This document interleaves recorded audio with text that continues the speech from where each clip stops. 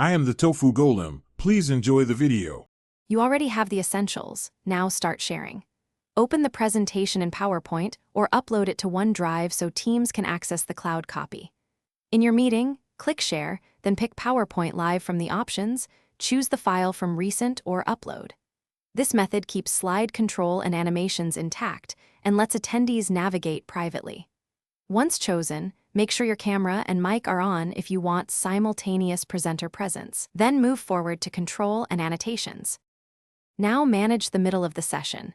Use the presenter view controls at the top, thumbnails, slide sorter, and your speaker notes appear to you only. You can let attendees privately browse the deck versus forcing them to follow.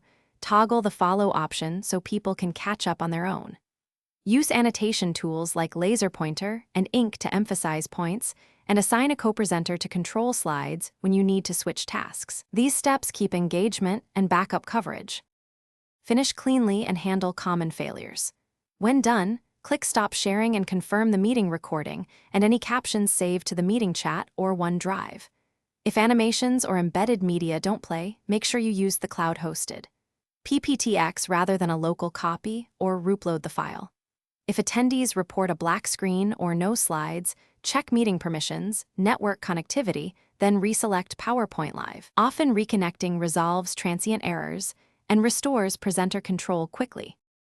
Thanks for watching. Consider subscribing if we helped you today.